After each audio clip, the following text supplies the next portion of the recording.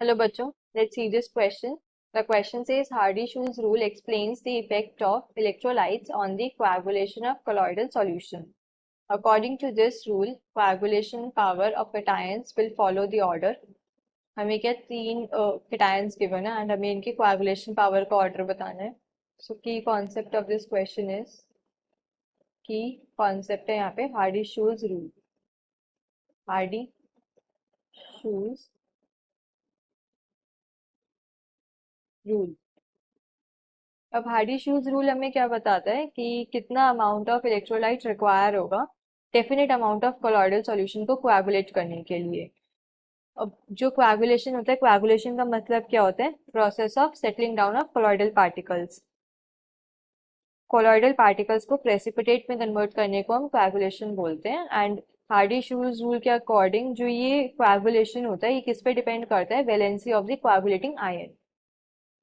So according to this rule coagulation जो है coagulation depends upon coagulation depends upon the valency of the coagulating ion. Coagulating ion. अब coagulating ion क्या होता है? Coagulating ion का हम ऐसे बोल सकते हैं, it is the ion carrying opposite charge to that of colloidal particle. colloidal particle से opposite charge carry करने वाला ion coagulating ion होता है. अगर मेरे पास positively charged colloid है तो उसको जो coagulate करेंगे वो negatively charged ions करेंगे, तभी neutralization reaction होगी. तो coagulating ion क्या होता है? Ion carrying charge opposite to the charge of colloidal particle. Ion carrying charge opposite to the charge of colloidal particle. To the charge of colloidal particle. अब ये जो कोएगुलेशन पावर होता है ये किस पे डिपेंड करता है? It depends upon the valency. Valency मतलब कितना चार्ज है आयन के ऊपर, उस पे डिपेंड करता है. जो हम कोएगुलेटिंग आयन यूज कर रहे हैं उस पे कितना चार्ज है, तो जितना ज्यादा चार्ज होगा उतनी ज्यादा उसकी कोएगुलेटिंग पावर होगी. Higher the charge higher will be its coagulating power.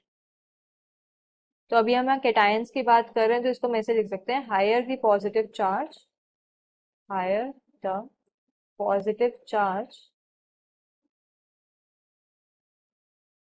higher will be its coagulating power.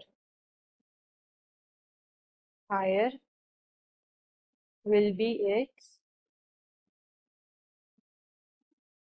coagulation power.